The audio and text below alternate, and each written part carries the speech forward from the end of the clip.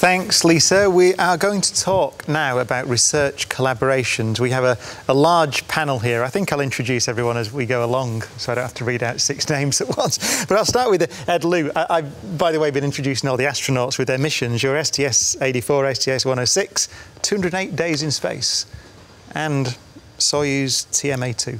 So there we go, an experienced astronaut. But you're here to talk about mapping. So I suppose characterising our physical environment in the solar system. So what are we doing to map the solar system? Well, what we're trying to do is understand, map, if you'd like, the locations and trajectories of the asteroids in our solar system.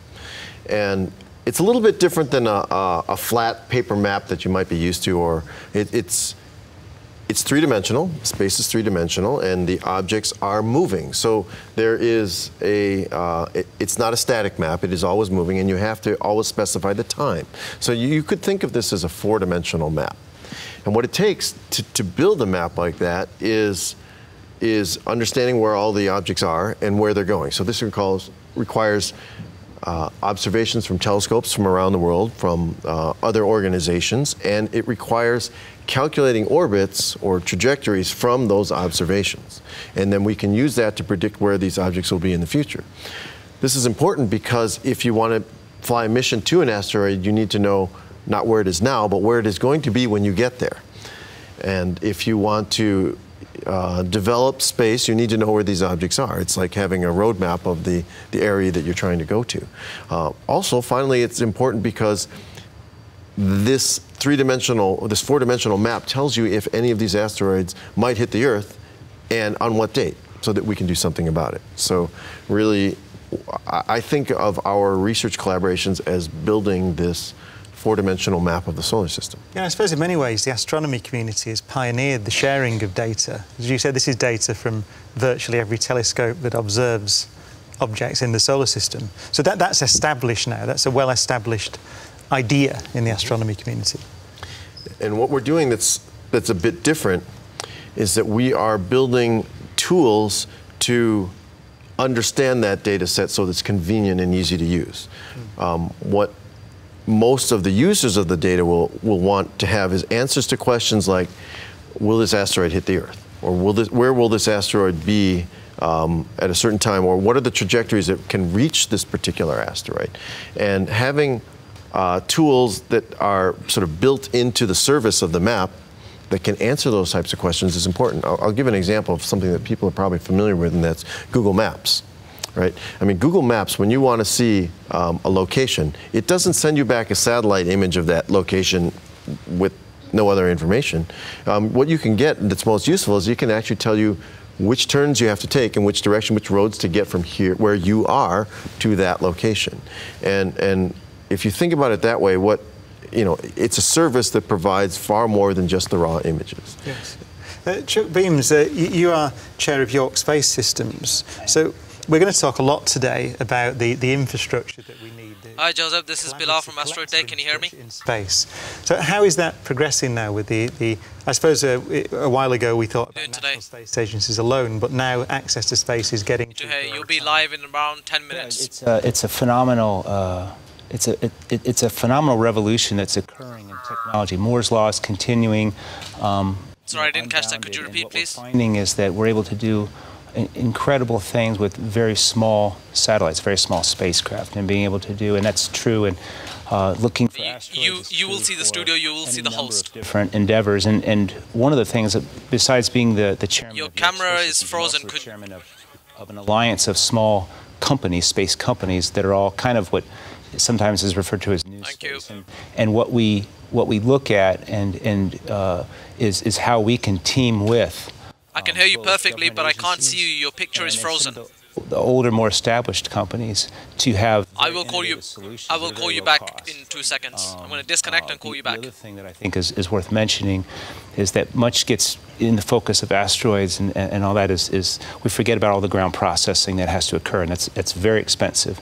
And a lot of the networking technologies that have been advanced in the tech industry have great applicability to collaboration between universities, private industry like I Joseph. represent, government agencies that I used to represent. Picture's a little better. There is some light coming from the back. Is what I jokingly Is that refer to as daylight? social engineering. Really, it's less about the technical side of it. It's more about the human sort of having these partnerships and these relationships of trust and all that. Yes. So. Yeah. I think that's better. If you don't have light coming from the back of your head, that would be better. Infrastructure projects at the moment, I suppose, the LSST, the Large Synoptic Survey Telescope in Chile. Could you, and we have to speed up a little bit, unfortunately, but could you tell us about that project? Yeah, so LSST is the next big survey project in astronomy. So what we're trying to do there is to build a large telescope that's at such a scale that it not only enables one to observe, say, galaxies or stars in a particular science case, but in essence covers the entire sky, turns it into a database, and then we can mine it for anything we want. So one of the big things there are asteroids. So LSST is going to be one of the premier asteroid discovery missions, essentially, of the next decade. And that's why we're here. And it maps the sky, what is it, every couple of days? So every 3 days we cover the visible sky. Yeah. And then we keep doing that on and on and on until we've accumulated about I hear you, but I can't see you. each part of the sky. Now, Gary Martin, you're an advisor for space resources. So again, I suppose we're talking about infrastructure development here, but also the legal framework as well. Could you speak about space resources? Well, we're mainly looking at, you know, asteroids are valuable. And if we're looking at developing an economic sector in space as humanity moves farther and farther into space, asteroids are a great resource. In fact, they're critical as far as other space resources. Joseph, I will call you back. Actually developing in the space. So Luxembourg is taking an active role in trying to make an environment where new space companies are able to get started, because it's going to take a long time to mature the technology and make it happen. So we're putting in a legal framework that would allow these companies to do that. We're putting in, we're adding new research areas and new Hi, Joseph. This is better. education programs here in Luxembourg that would help train a workforce. Could you repeat? We're building funds that will support those companies when they come. So we're actively trying to build this whole environment, ecosystem that will be looking towards the future. Now, Patrick, Michel, that's the commercial side, is it? You're an astrophysicist at the university. Okay, it looks fine for now. It's working. You'll be live in 6 minutes. Hopefully it stays like this. You work with JAX, the OSIRIS-REx team with NASA in the US. So could you give an overview of how collaboration across the world is functioning at the moment in the academic sector? Yeah, I think it's a case for all science fields, I believe, or I hope. But in the asteroid field, it's true that we are really working as an international network. And a great demonstration is actually the 2 space missions that are currently going to an asteroid. There is Hayabusa 2 that just arrived at 20 kilometers from the asteroid Ryugu 2 days ago. It's a Japanese mission which will get back a sample to Earth in 2020. And there is OSIRIS-REx, which is a NASA mission that will arrive mid-August at the approach phase to another asteroid and stay 2 years to get a sample back. And I'm actually involved in the 2 teams. And I'm not the only one. We have an overlap between the teams. And, you know, space sector is always very sensitive because we have the first new images. And actually, this is the first time in the history, 2 days ago, that we got detailed image of a carbonaceous asteroid. I mean, we think it is carbonaceous. We'll know soon. But at least a primitive object. So it's the first time in the history. And yet, we discussed about it also in the OSIRIS-REx team. There is a really a motivation to understand together how to better know these small bodies. And I think this is a very good message because it shows that despite there are geopolitical tensions in the world, scientists still work together and they don't care about that. There are no frontiers. And this is also true in the modeling community. I'm also I do simulations, basically, in addition to space missions. And the thing with asteroids, which is fascinating, is that they need different communities to work together, because asteroids involve chemistry, granular material mechanics, structural mechanics, geophysics, dynamics, etc. And now we are at a stage where, if we want to better understand them, we need to put all these expertise together in order to improve our understanding. And this, of course, these expertise are not the same in every country. So we have collaborators all around the world. And the last example is the book Asteroid 4, which is a book that makes the general review of the knowledge of asteroids for researchers or students. That was published in 2015. And there were 160 authors around the world that contributed to this book. So it really showed that asteroids, it's an international problem in terms of threat, but it has also no frontier in terms of science. Yes.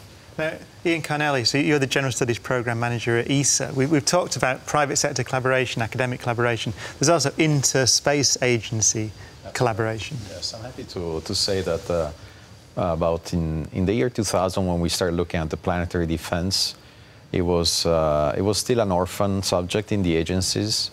And today, 18 years later, we have well-established planetary defense programs, both at NASA and ESA. We are building out collaborations for future space missions. NASA is moving ahead with the DART mission. We're trying to get here as well. And as Patrick was saying, the investigation teams on both sides are actually shared members, and we share knowledge between them. In addition, the United Nations is also supporting the establishment of the International Asteroid Warning Network, which is a virtual network of assets that are discovering and tracking asteroids, as well as the Space Mission Planning Advisory Group, which federates agencies around the world to decide when we should take action and how we should plan a planetary defense mission. Is this a question to all of you really, is this one of the great benefits we haven't talked about yet? So we've talked about the acquisition of knowledge, the access to resources, planetary defence, but also the fact that we are forced to collaborate together globally. It's often, the International Space Station is often described in these terms, isn't it? One of the great benefits of it is we have to collaborate. So is this a key element? Space diplomacy projects you can Space think diplomacy. of. You know, it's like the ISS. It does fantastic science. It's pushing the boundaries of knowledge. Planetary defense is federating agencies. We have requests from Russians. We have requests from South Koreans and Indians to participate in a planetary defense demonstration mission. It really shows we want to all work together. This is really a planetary issue. Yeah. We've got it very briefly because we've run out of time as always. Asteroids interest very different communities. Planetary defense, science, space resources, and they are motivated about asteroids for very different reasons. Protect the Earth, improving our understanding of the solar system history, make business, but they all need the same knowledge. So of course we need to work all together, because even if the objective is different, we need the same knowledge. Yes, yes. Sadly, we've run out of time. I think we'll come back to this because it's an inspiring part of Asteroid Day. But for now, over to Lisa.